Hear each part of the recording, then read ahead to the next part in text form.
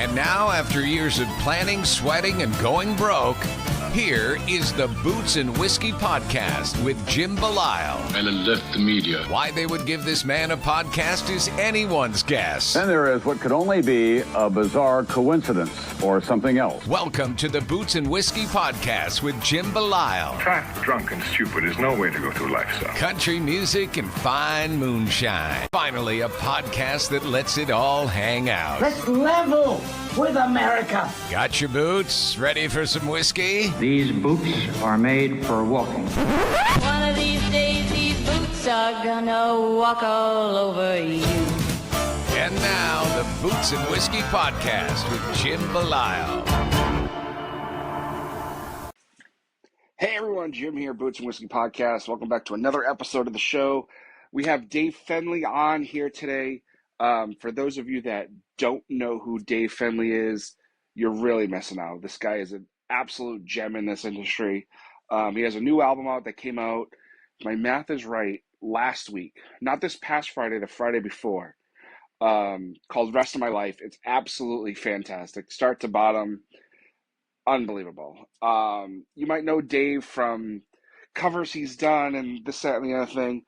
But this guy has a voice that is kind of unmatched to other voices in this industry, in this genre. This episode means so much to me for a lot of reasons. One, the conversation that you're about to hear is, God, I'm not lying to you, a conversation I wish I would have had with somebody 5 years ago. Because 5 years ago, me and current me are very, very different people. And there's parts of this conversation that I wish I would have heard 5 years ago. And we'll get into that. And the other part that, the other part of this episode that means the world to me is that somebody that I hold very near and dear, that I don't talk to a lot, whatnot, actually said to me earlier today before I started recording this that they were impressed with me and Dave on. And for the first time since we started this, it just came by surprise from this person. And when people in your life, you talk about the thing you love and you do all the things, and sometimes it's not acknowledged, or it is acknowledged, but just not in the way you want it to, and then it gets acknowledged in the way you want it to. That was kind of like this situation. So this will probably be my favorite episode ever until there's a few other people on that list that I would love to get on. But like Dave's the real deal. Rest of My Life is out now. Between this episode and the other two we released today, you're getting a triple threat of absolute powerhouse conversations, and we hope you enjoy. So thanks for being here. If it's your first time here, welcome. If it's not your first time here, welcome back. There's not much more to say other than thank you. And thank you, Dave. Thank you, everybody listening to this. And we hope you enjoy. Cheers. Start singing, bro. Yeah, if I started singing, I think the industry itself would just collapse on itself. That's Yeah.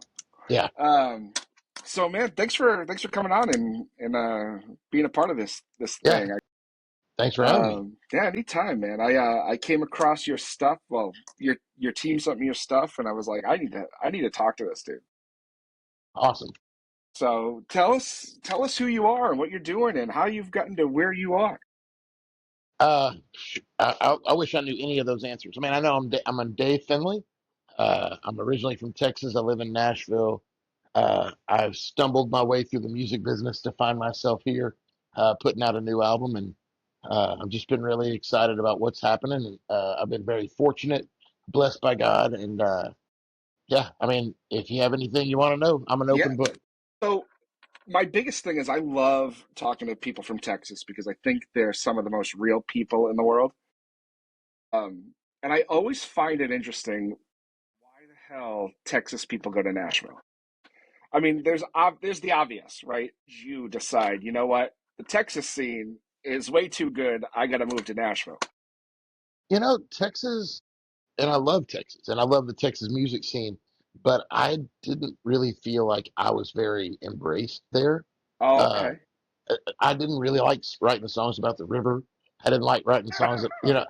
I drink more whiskey than beer. Uh, it was just, it felt like a place where Nashville, as soon as I visited, it's a community of people working together. And in Texas, it's very individualistic. I write my song and I sing my song and I'm proud of that song, whether or not it's a good song. In Nashville, they really strive to make you a better writer, and that's what I want it to be. Okay. I mean, that's fair. And that's I think that's a fair assessment. Because like I said, I love the Texas scene. I love the people in Texas. Like I've had nothing but positive situations, right? But you're Sure, you're right. It's very proud, to for sure. Texas people all the time. Why don't you go to Nashville, right? And it's kind of, you kind of get the same answer you just gave me, where it's like I want to do my thing. Yeah, and I don't know what that stems from and why there hasn't been a developing community because obviously you can see that there's a huge difference between uh, what the world gets access to. Uh, Going through Nashville, you have a bigger pool of writers. You have bigger opportunities for radio and of the industry to actually collect you and find you and put you out there. Texas is like the art of discovery. And if you want to be a well kept secret, Texas is the place to be. And there's nothing wrong with that path because people who become great discoveries, like there's so many people that have risen to the surface that have been incredible. I've got a friend of mine right now, Jackson Wendell, that he's about to pop off, and I think he's 21 now, just turned, but I've known him since he was 14, and just watching him steadily Yeah. bubble under, and now watching him get his time, it's incredible. Yeah. Now, at what point in your life, career, whatever, did you say to yourself, you know what, it's time to go to Nashville and leave, leave Texas behind? I think I'd started doing a lot of stuff that wasn't that true to me. Uh, because I was trying to fit into the Texas country box, and I don't really fit that much anymore. But I was trying my best. And I think when I finally did a little soul searching and realized that I wanted a community, I needed to improve. And I had visited, it was back in 2013.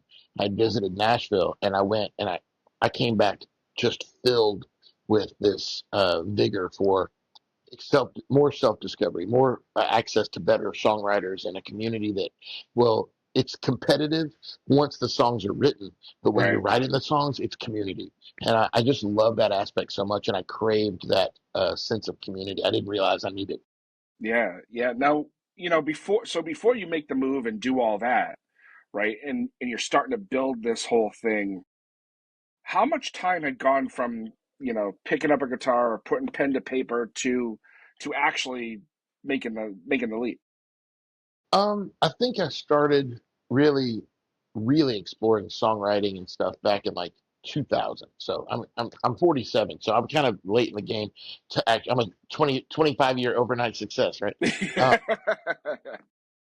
but I started, about in 2000 and putting pen on paper and writing a little bit more consistently and trying to explore what my emotions were trying to do and put down on paper. And so from then to 2013 was a lot of playing bars and grinding and learning my audience, learning my relationship with an audience, learning how to what kind of storyteller and what kind of cover singer and what kind of marketing person, what my work ethic was, what my drive to succeed over my other friend who was maybe not working as hard. Like all these things, I started discovering my level of give a shit. Like Right. Yeah. how committed was I to this?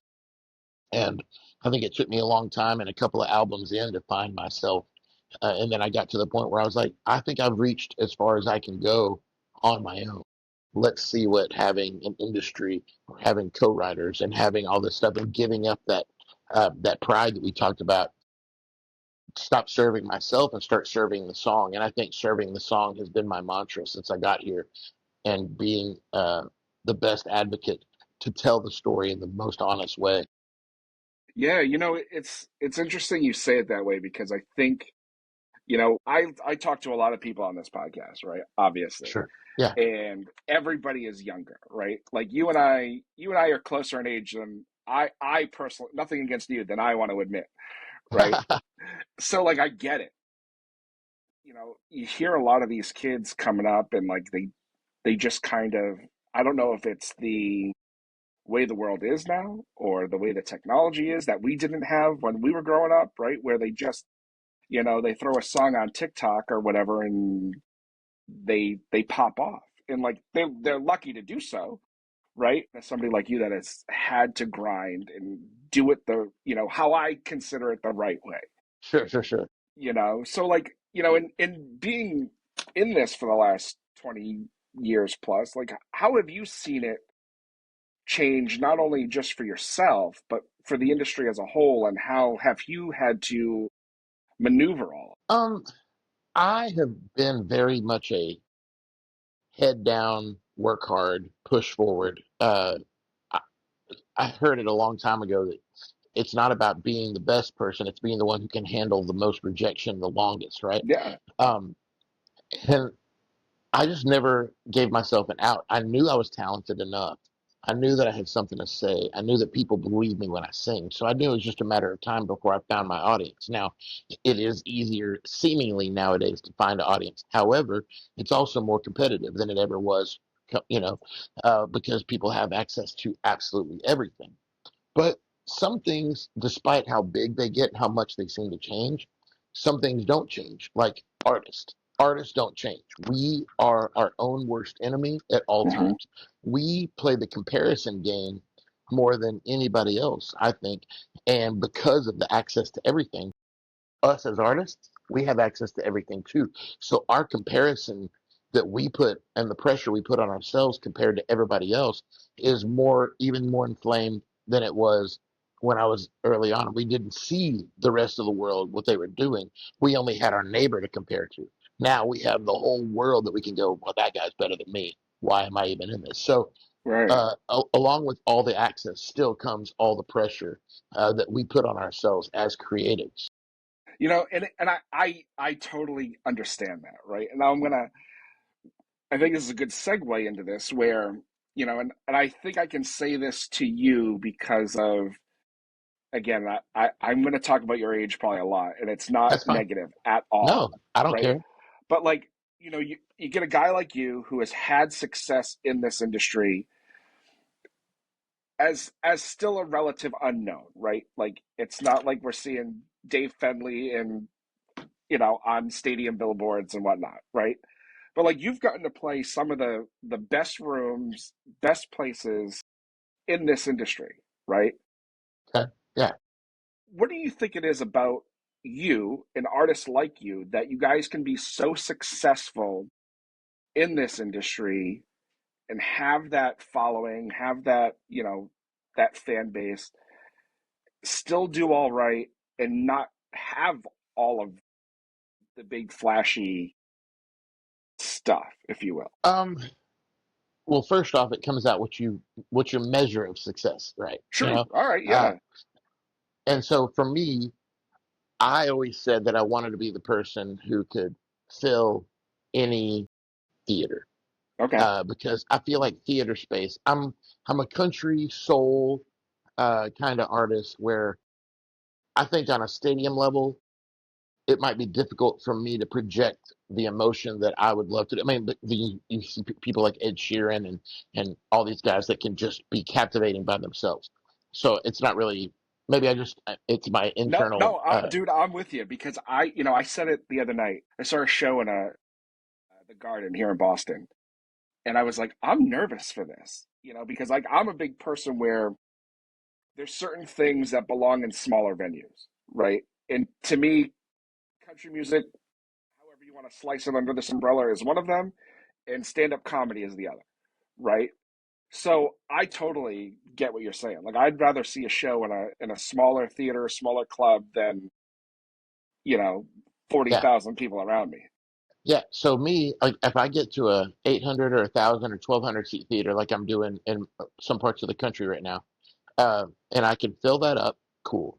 But if I can make 1,200 people hush when I'm ready for them to hush and get excited when I want them to get excited, that is my measure of success, right? Yeah, So, but just maybe I'm capped, like maybe 1,000 or 800 or 600, depending on the region. Maybe that's the most that I can get in that area to show up for me. And for me, that's success. yeah, Uh, if I had 1,200 people wanting to come to a 600 room theater, great, we do 2 nights. That's success. But if I had 40,000 people wanting to show up, of course, that would be an idea of success. But I don't know if I would leave there feeling as full because I know that that guy over there is talking. Even if I don't hear them, yeah, the perception to me is I love having the relationship with the audience on that yeah, level. And I feel like if I went to arenas or giant rooms that I couldn't fill, I would lose that. And I would start losing people. But right now I'm in this sweet spot where if I have 500 people show up for me in a room that holds 500, then I know that the show can dictate the emotion can dictate the experience, and people leave there feeling like they got to forget about life for a while. You know, do you think that that comes with time in this industry? Because I'm with you. Like, I think I would feel the same way, right? But like, I could see how, you know, when you first start and you get that, you know, especially now, you know, that flash in the pan, if you will, right? Where it's like you get a song that hits and everybody wants to talk about it. You know, we could list the artists that has happened to over the last decade, right? You know, those people want to play in those rooms because it's like, oh, look at all the eyes. It's not about the connection, right? Do you think were you like that early on, where it's like, you know what, the dream is that stadium, but as you went on, you know, being where you are and who you are and the kind of music you do, like, you're good, you're successful where you are. I it's as weird as it may sound, I never really looked at the big picture. Really? I never looked past this. I thought of everything in relation to where I was in my life. So when I was playing for $100 a show, okay, when I was playing cover shows in bars, 4 hours for $100, then to me, I would measure, okay, I've got to play 13 gigs to make $1,300 to pay my rent. I've got to pay 2 shows to pay my cell phone and my insurance. I've got to play this. So I was like, okay, I've got 15 shows that covers my nut. Now everything else has to cover gas and all that. So it depends on how many shows I booked in a month to cover that. And I started thinking in hundreds. And then when I started getting shows that were a little bit bigger, okay, now I can start thinking in maybe a thousands kind of thing and structure my life a little different.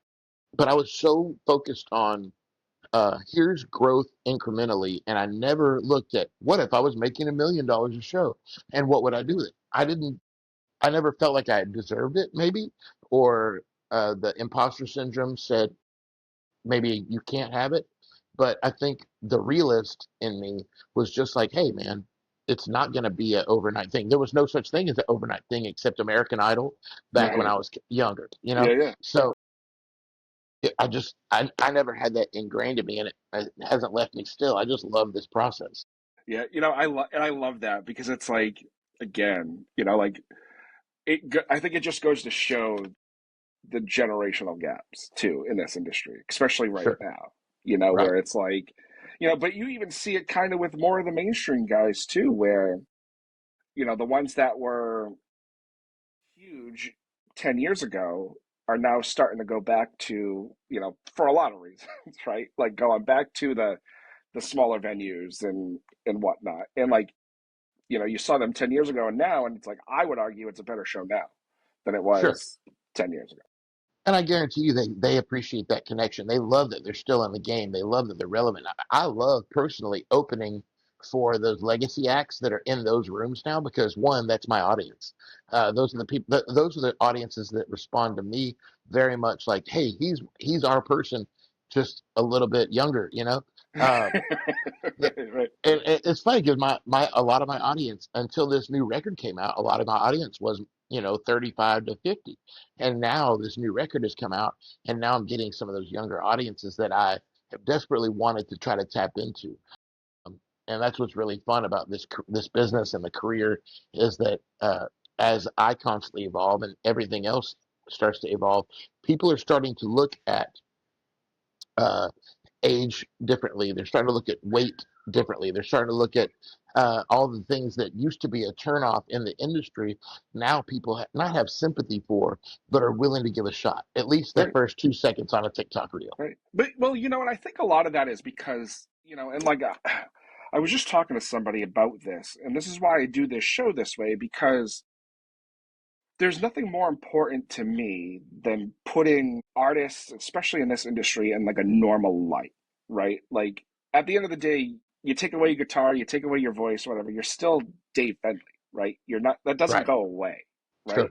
And I think a lot of people have lost sight of that somewhere along the line. I think it's starting to come back, like you're saying, where it's like, oh, just because they're, successful in whatever way they want to measure that,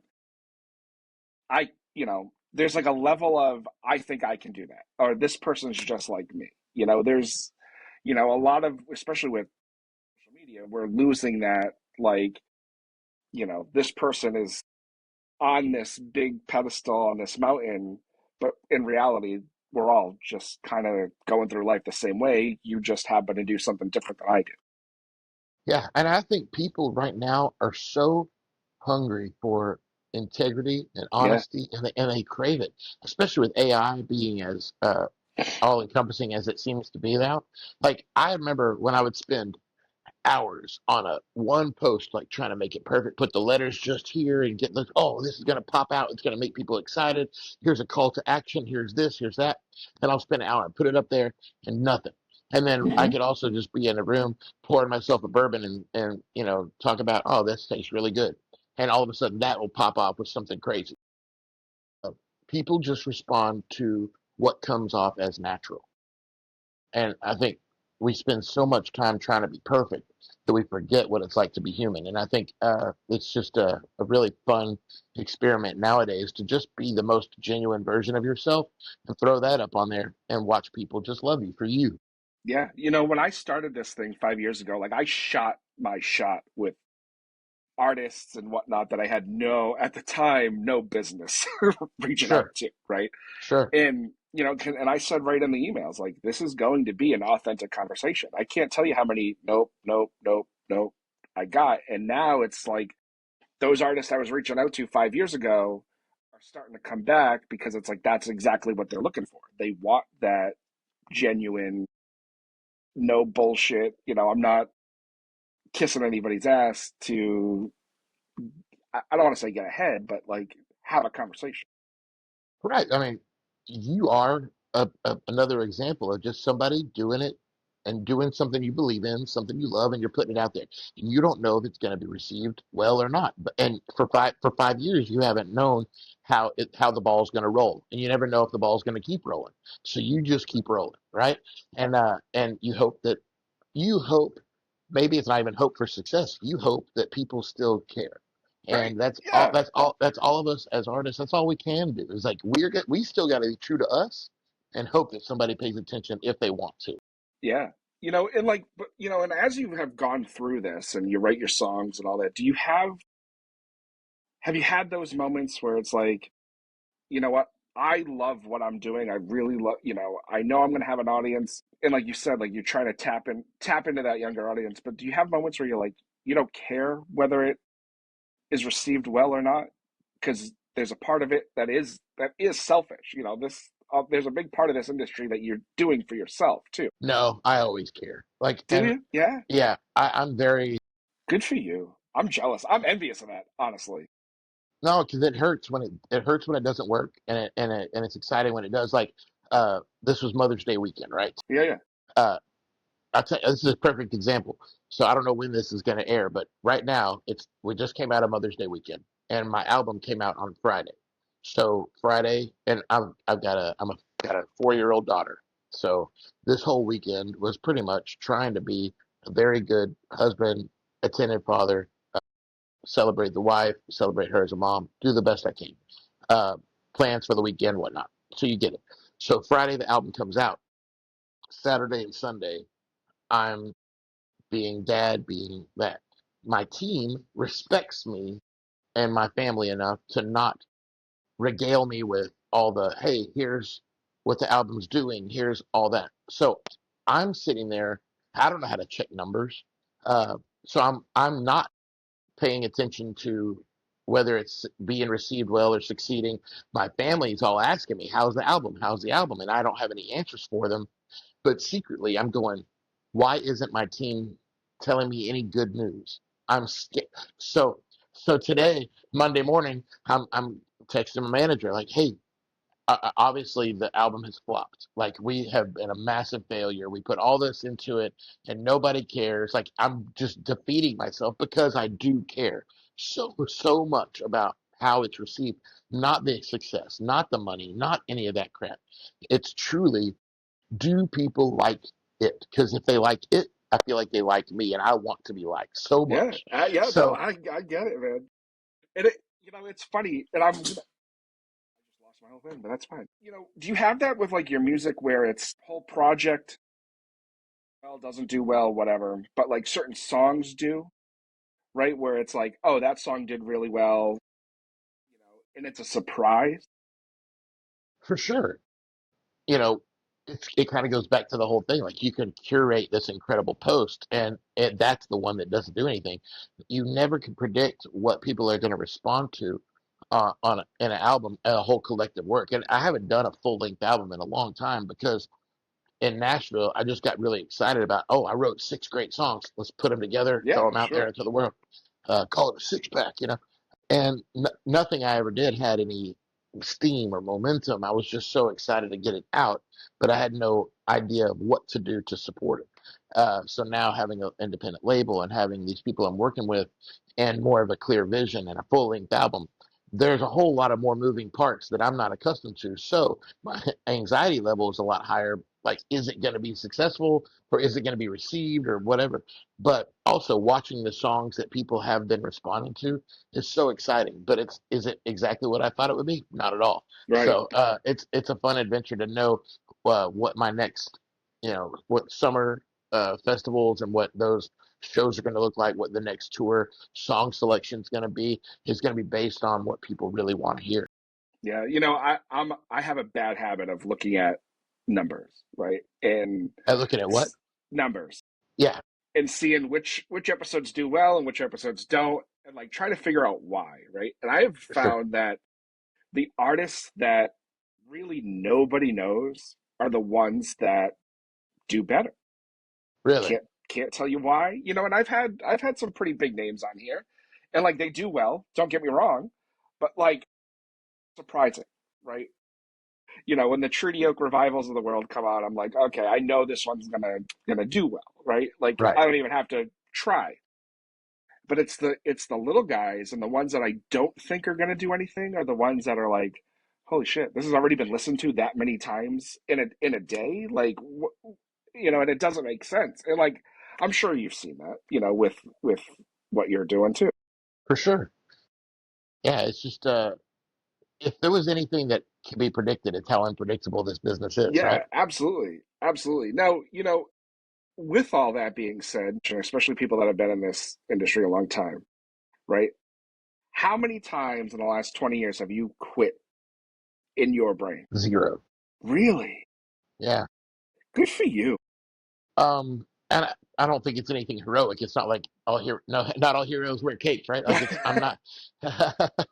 uh, I never lost the love, I suppose, and the love is what drives it way more than the numbers. Yeah, that's true. Because I'm not a numbers guy. Um, I thought in the like I know I've got enough gigs to pay the bills. And then when I got married and I have a baby, I worked a little harder. I put things together a little bit more effectively, and I started being more responsible in my mindset there. Uh, Nothing about my life has ever been quit. And it's not because I don't give myself that out. I just don't ever feel that motivation. Right. I do get, there's depression, there's anxiety, there's comparisons, there's imposter syndrome. All those things are real, but fortunately, they've never manifested into let's go be a plumber. Like Yeah. Yeah. I Yeah. don't. I've got very soft hands. Like I don't like working hard very much at all. Uh, my my dad is getting older. He's 80 now, and my daughter has loved gardening with him as she's grown up. Like he'll plant a little garden in our house. Well, finally, this is the year that he's like, my back just can't do it. I just can't be the gardener that my granddaughter would love to have. So he sat in a chair and instructed me on how to make this garden happen. So now my back's sore, my hands got dirty, and I don't, so, but I learned something really valuable. Spending time with my dad was important. Watching my daughter get excited about our garden. Like we went out and watered the garden today, and like the torch has been passed a little bit. Right. And that reminds me, I've got the water running. I need to turn that off. Uh, but Yeah. yeah, so yeah, that I don't remember what the question was, but I'm glad I got there because that made me feel good. I don't either, and that's fine. That's the beauty of this show, dude. But seeing you're sipping on it, and your team has told me that you've recently gotten into the whiskey bourbon world. Like, how do you like it? I if you can see, I've got a massive amount of things Right. because I've been on this journey to try to find something I don't like, and that has been very challenging. Okay. Uh, I'm a rye guy. I'm a bourbon guy. I'm a wheat whiskey guy. I like there's some individual bottles I don't love, and I can tell you why I don't love some of those. But for the most part, I love the nuance. I love knowing that these things came from wood and it was aged and where it was started changed how it flavors. And I don't really care for a lot of finished whiskeys just because I love the exploration of what wood can do and Right. wood and time, and mash bills. So it's a lot of fun learning, and I'm learning a lot. It's funny because when I first started this, you know, I was going to incorporate the whiskey bourbon world into this way more than I did, right? And a lot of that is because the country music part of it just took over. Every now and again we'll have a distiller on or whatever, not nearly as much as I would like, but like I just don't know enough about it. I know I like it, right? I know I can drink it dry if I need to. But I'm with you. I love the story because it is a story, from start to finish. I love those things. I love the taste. I love all of it, but I just don't know enough about it where I don't have the confidence to put on an episode about whiskey or bourbon and be all technical and all that because I don't have it. All right, do you ever come to Nashville? I haven't been to Nashville since my honeymoon, which was Okay. 8 years ago. 9, All yeah. right, come to Nashville. I've got a guy that I can introduce you to. He's got his own bourbon company called Southern Collective. And what's really fun about going to the Southern Collective, they have all the bourbons and whiskeys and stuff you can imagine trying. But his thing is he will take you through every different type of experience and help you decide why you like what you like and Hmm. help you understand exactly what your motivation and flavor profile, what you're drawn to, what you're averse to, like. And it's so much fun to have that experience, and it doesn't cost anything. You be my guest, and it's a wonderful experience that I highly recommend. Well, I'm gonna have to do that because I've been giving myself reasons to go to Nashville and then reasons not to go to Nashville over the last 5, 6 years. So, maybe it's time to go back. Hey, can we have a real moment for a Yeah, second? All right, absolutely. watch. Okay, just a second. Amy, can you cut off the sprinkler, please? Thanks. That's awesome. And like that's what I'm talking about, right? Where it's like, it's all of this shit is just real life. and Absolutely. it's crazy when people don't see that. To me, like I've been in this industry now 5 years, and like I say it all the time. The books I could have written by now, and like you don't, because there's like a code, right? And you don't want to piss anybody off. You don't want to, you want to keep being invited to the table, right? That's so amazing. Okay, so funny what you just said. Sorry to interrupt, but No, no, does it ever blow your mind when people do come out and say things that are so convicted that you're like, that guy surely blown it, or that girl shouldn't have said that, or how can anyone in this day and age come out so aggressively for something they stand for and knowing what the repercussions could be? Like that scares me to death because I do have emotions and I do have feelings, I do have thoughts. Now, albeit I'm not studied or well versed, and I'm not going to be political guy, or I'm not going to be this and that, but it's not like I don't have thoughts, right, but right. I rarely let them fall out because of fear of I'll lose this or I'll lose that. And probably the fact of the matter is people crave Right. that, and I don't know, it scares me to death. And it's funny you say that because, so a little backstory about me, right? I have a degree, my bachelor's degree is in political science and US history, right? And I had tried a lot of different podcasts before settling. I don't want to say settling, but before coming to this one, right? And, I tried doing politics, I tried doing history, but all of that changes so much so fast that I didn't have the time for it. And there was one thing I always said, that I would never use this to, put my political views out there. I mean, it bleeds in every now and again, right? And that's just natural, and whatnot. But like, I've had a few episodes, and I tell guests, I'm like, whatever you say here is, you know, if you go on a tangent about something and I think it's worth putting out there, it's going. You're at your own mercy at that point. And I've allowed one guest pretty much talk politics the entire time because he was smart enough in it, if that makes Yeah, sense, right? absolutely. And he backed up with examples, and some things I agreed, some things I didn't agree, but like, who am I to be like, I don't agree with you, so I'm not going to air your episode. To me, I think that's also doing a disservice, right?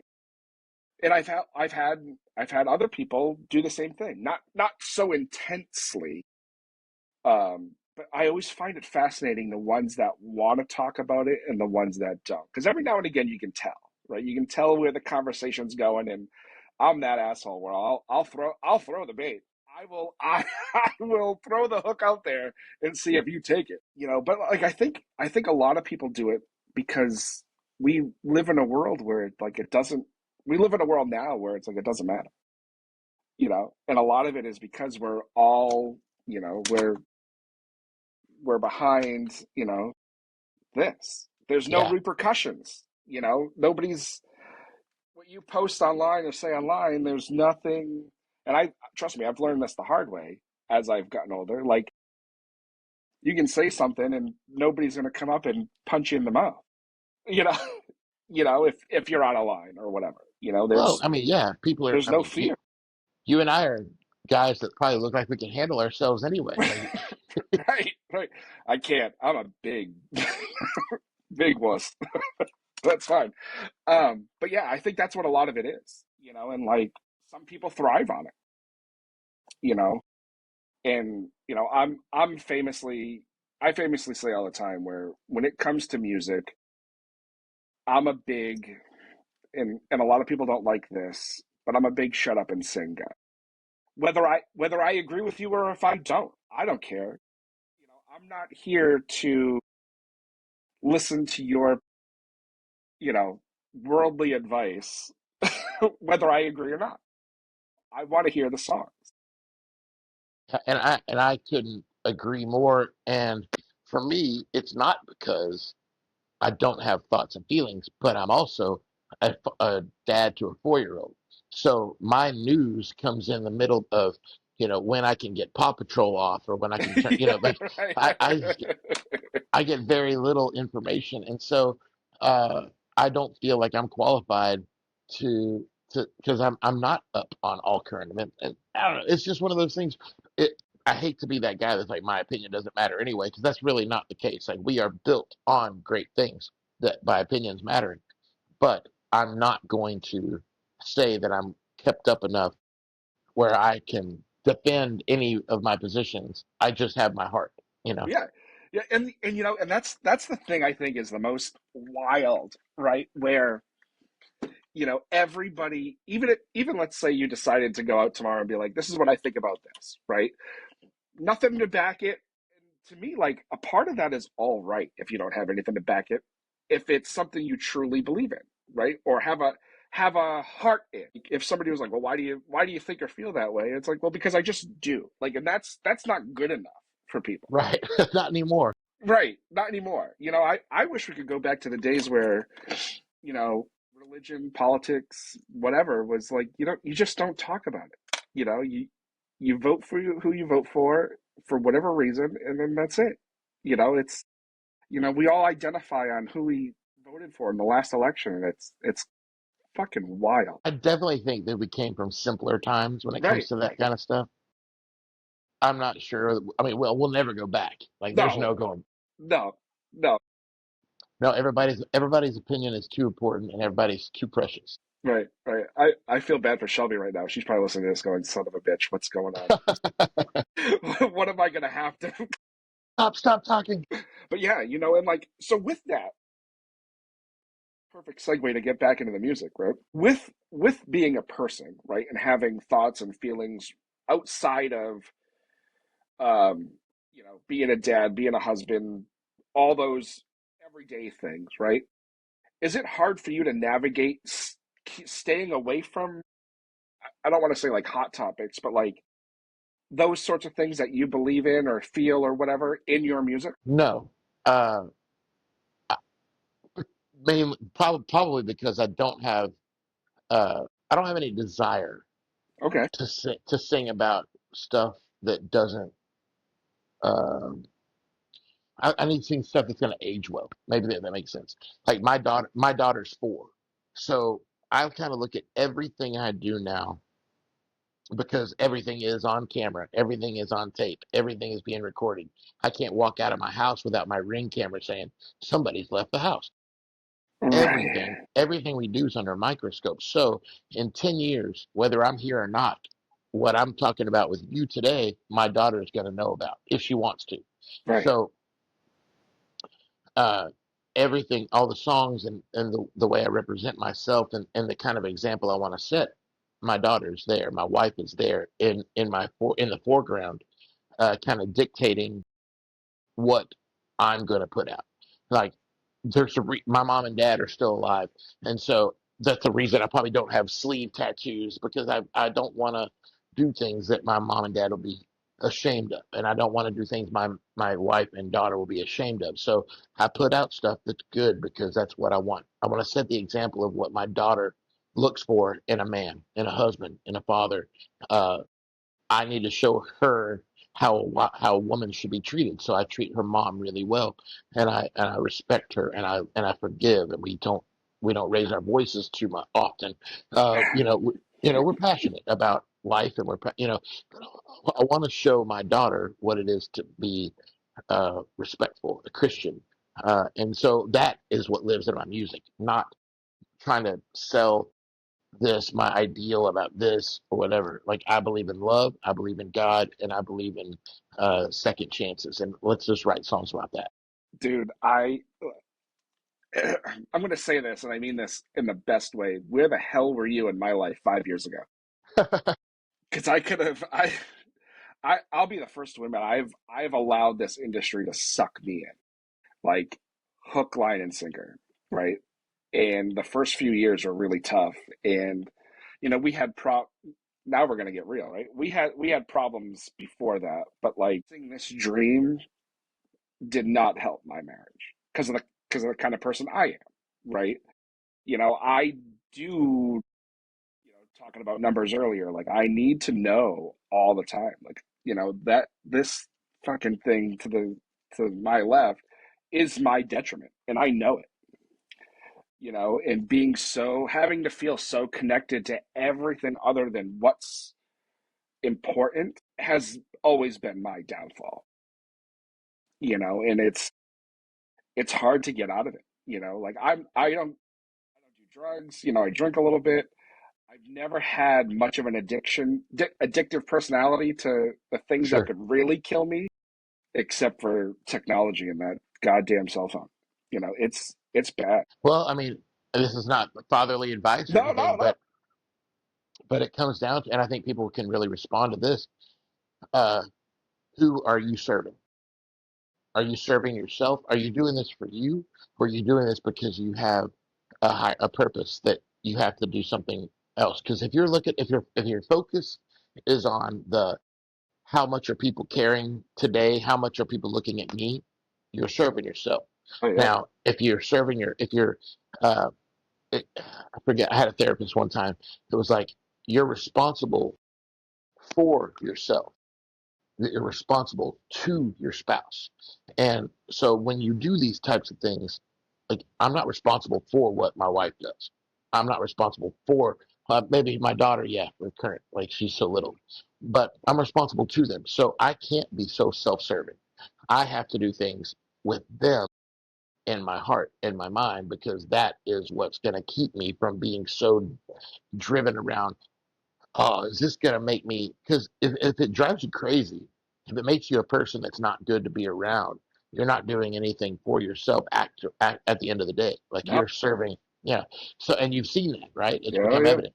Now, I'm not perfect at all, and there's times we all fall, but the if love and service and being of service and serving the song, serving the podcast, serving the people, serving service to others instead of yourself, then you're probably going to find a lot more patience from your wife, a lot more forgiveness from your wife, a lot more things, because you're doing things because of her, not because of you. So I don't know. Right. That's just No, and trust me, I've the last year and a half, 2 years or so, like I think I've spent probably more time in therapists and you know, uh I don't want to say self-help classes, but like, things like that I probably have on this podcast, in 370 episodes at this this point. Um, but yeah, it takes some for me, I'm one of those people where unfortunately I learn best once it's happened to me. sure. Like I Oh can't yeah, I I have a tough time, I don't want to say empathizing, but like sympathizing, empathizing, whatever, with people that go through things that I've never been through because I don't sure, know what it's like. And then it sure. happens and it's like, oh, now I get it. Right. I wish I could see it. I wish I could see the effects of things before it gets to that point. Yeah, but like, okay, I when I went to college, I was a psychology major, so I studied depression and I studied anxiety and I studied all these things, but I had never experienced it because I was in college. I was a kid. Everything was about drinking and girls and all that. Right, right, So and then life happened, and just because I understood it didn't mean I could prevent it. right. So you have to live through things to grow from things, and that's how you can pass things on to your kid, who's not going to understand until they do, but when they get there they can remember what you taught them. Like, I can only tell my daughter this is what's going to hurt, and then it's not until she hurts herself that she realizes, okay, I remember now, that's going to hurt, and now I know how to get through it. So we were working on riding her bike this week, uh, because she's got a bicycle thing coming up on Tuesday with her school, so she wanted to learn how to ride a bike. So the very first time she gets on training wheels and everything, she takes a turn too sharp, but she's got her elbow pads, she's got her knee pads, and her helmet. She immediately fell right over and landed on all four of her pads, and she got up and she was like, I want to get back on. Come on, kid, let's do it. So she never fell again.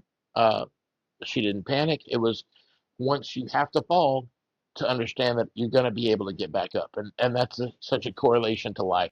Yeah, it is. And I think I get upset with myself, and I'm sure you get this point even in the side of it that you're on, where I feel at times where I'm like I'm too old to be learning these lessons.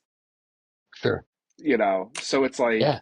it's like, dude, you're pushing 40. Like, you don't need to, you're not 25 anymore. And like, I'm not gonna lie to you, I have a 10 and a 6-year old that are mine, right? And it's like, because they're so energetic and youthful, like, I feel like I'm so energetic and youthful, you know? And it's like, I forget where it's like, oh, that is gonna hurt tomorrow. you know? Oh, the anxiety that I felt when when my wife told me we were going to have a kid, I was like, oh, I just know it's going to be a boy, and I was like, okay, I've got to get fit. Like right now, I'm down like 70 pounds from where I started, but that was a work in progress, right? But when I found out we are going to have a kid, I'm like, it's going to be a boy. I'm going to get into shape because I'm about to be like a baseball dad. So, and then a couple of months goes by, and we're like, okay, let's find out what we're having. And she's like, it's a girl. I was like, let's crack a beer. Like, this is your job, mom. Uh, but as it turns out, like I have loved nothing. Like today, we're working on her swing and working on baseball the past couple of days on top of bicycle riding. So today we got her stance and got her elbow up, and like she's taking swings and made some solid contact. I'll post some content about it this week. 'Cause, it's I'm so proud. Now, let me ask you this, right? I'm not a girl dad, right? Did having a girl soften you as like as a guy?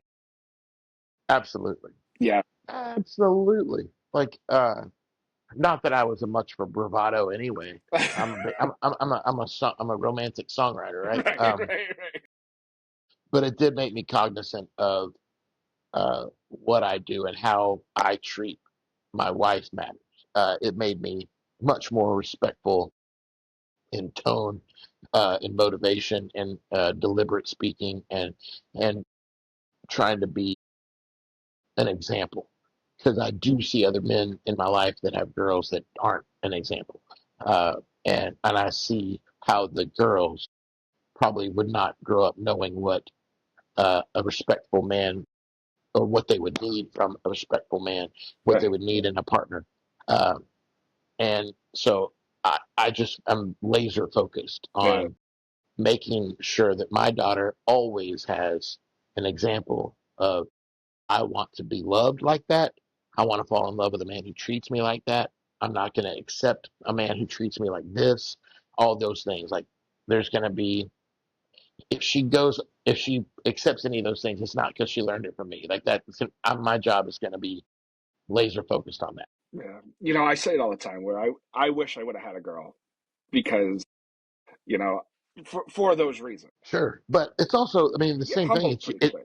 It's your job to make sure that your boys treat a woman and know how to respect. Like it's the same coin, uh, just a different side. Like you Yeah. have a very, very important responsibility, maybe more important, because unless the gender roles shift and women become the aggressors, men are the ones who have to be the gentle hand in order to help our beautiful girls and women walk through this world and feel loved and respected. They need that, and so yeah, I mean, you've got as much, if not more important, of a job.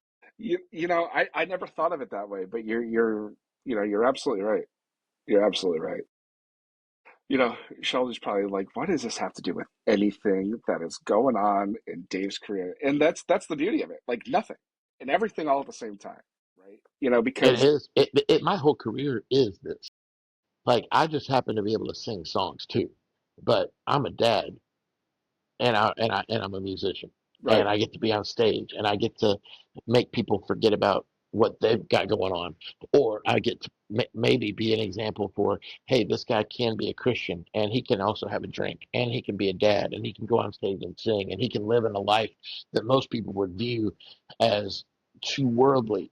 But I can also come home and I can take my family to church, and we can worship, and we can pray, and we can forgive, and we can have arguments, and we can have disagreements, and we can get over it, and we can sit around a table and have dinner. We can sometimes not. We can order in. We can cook. Uh, we can be a family, and all those things can happen at the same time. Uh, and I think that is what is so cool is that I'm just a guy, and that's what this podcast is about. Like yeah, I'm just a guy who gets to be a dad, who gets to sing, and gets to put love out in the world and hope that people get to find it. I gotta say, Dave, like this conversation has given, I love this industry, right? I do. But I don't get conversations like these very often, right? Where it is like this, right? Where it's very, relatable, you know? So I can't thank you enough for that. And being able to, you know, you have given me some sort of hope that it's not all just, you know, glitz and glamour and, you know, two sides of, who you are on stage is not who you are in real life. Sure. You And know, and so, I would hope that for most things. Like I hope that I mean, there's no doubt that you are who you are, and I love that. I'm glad to meet you, and the invitation Dave, some stands. people would say, unfortunately, what you see is what you get. Yeah, but if you want to come down to Nashville, I'll take you on that whiskey lesson, and we'll dial that in so you could have a whiskey podcast and actually talk about it if you wanted to. Right. I would love to, man. I would really love to. So before we go, other than, thank you again so much. How has the album done this weekend? I have no idea. Okay, Uh, perfect. but Even better. while we were, I mean, I think my manager this morning said everything's on track, and then the label just texted me while we were on the podcast, and he's like, "How are you feeling about it?" So I'm assuming that by asking me that, it's probably the worst, but at the same time, I'm also I had a great weekend with my family, and whatever we have to do to push this record to get it people's hands, we're going to continue to do. The songs are good, the emotion is right. The album feels better than anything I've ever done. I couldn't be more proud of anything in this world other than my family. So I think if people find my album Rest of My Life, uh, they are going to find it very listenable. From track one all the way to track 11, it's a great journey, and Yeah. I'm very proud of it. I like it, and I listen to a lot of music. When I heard that, it was the breath of fresh air that for me was needed. Like, because you Thank you. hear a lot of the same shit, Sure. but like the way these songs are produced and put together and the way it flows, like you can tell you put your time and energy and love into this. Like you don't see, like, everybody says like, oh, everything is very intentional. And like, that's wonderful. But like, you can tell with these songs how much of you, especially now talking to you, is in this record. Well, thank you. That means a whole lot. We tried to let the vocals be somewhat imperfect. We didn't overcorrect. We didn't autocorrect everything, and just let it be. Let it breathe. Let the songs have space. Let it just feel real. Even though it's a country but soulful. We can't. I don't know what genre we're in. We don't even care anymore. We're just having fun. Right. So I hope people do too, and I'm glad you did. Yeah. Yeah, man. Well, thanks again. Thanks for everything. It's been, I could sit in this therapy session for hours more. But we we can save that for in person. Yeah, and for the Um, folks that have listened this long, thank you for putting up with me and us, and we hope you continue to listen because it seems like you're doing a good job here, and you're doing great work, and I can't wait to go back and listen to some of them. You had War and Treaty on here? yeah, I have Okay. I have tried to talk to them, and like we had it all. It's funny you bring it up because it's like every now and again they pop back up, and I had talked to Mike through Instagram a year and a half ago because he was on tour with Zach Bryan, and I had saw them finally live here, and like I just again shot my shot, at a time where I was in the middle of all this. Love to come on, yeah, love to come on, and then I think their PR team wasn't quite there and didn't understand exactly what we were doing. Um, but they are on the short list of bands and artists that are like a need to have a conversation with. Yeah, I would love to get to know them. I think their story must be so compelling and it's Yeah, so meteoric, but also incredible to because I know what their hearts have to be so filled with love and joy and over this. So if you ever do it, man, make sure you message me and come see me in Nashville. I will, absolutely. I would love to. And Bring your wife. I don't have one of those anymore. It's fine. It's fine. It's not a touchy subject at all anymore, Dave. It's But fine. you can edit that out. Oh, we don't do that either. But yeah, man, we'll stay in touch, and I know how to find you. That sounded Awesome. weird. I'll be watching you. Yeah, Yeah. pretty much. All right, buddy. Have a great day, and All right. Take care, man. Thanks again. Thank you guys. I didn't want to jump in earlier and interrupt the episode, but thank you. And great job, Dave. I appreciate you plugging the album, and thank you for having him on. Thank you. anytime. All right, catch y'all later. Bye. Bye. All right, there you have it, everybody. Our conversation with Dave Fenley. Again, Dave, thank you so much for coming on, man. Like this, I said at the beginning, this conversation is one of probably, we're at 367 or whatever the hell episode we're on. And this conversation alone, top 10, easily. Honestly, and this is how we do it here at the show, is just true honesty. This episode, the episodes we have also coming today, a couple of episodes we have next week and the following, like this bunch of episodes we have coming to you over the next several weeks that have already been recorded, some of my best conversations we've ever had on this program. I know that sounds probably arrogant, right? But like, I don't know. I think we're just hitting on all cylinders with our guests and with the back and forth here. Dude, thank you so much, man. And when we get to Nashville, finally, again, after way too long, we are gonna come out for those drinks and see you and say hello. So thank you all so much. Stay tuned for Ashley Ann is also out this week, and Nicole Croto is also out this week. So take a look at those, take a listen to those. We appreciate you guys. Thanks for being here. Cheers.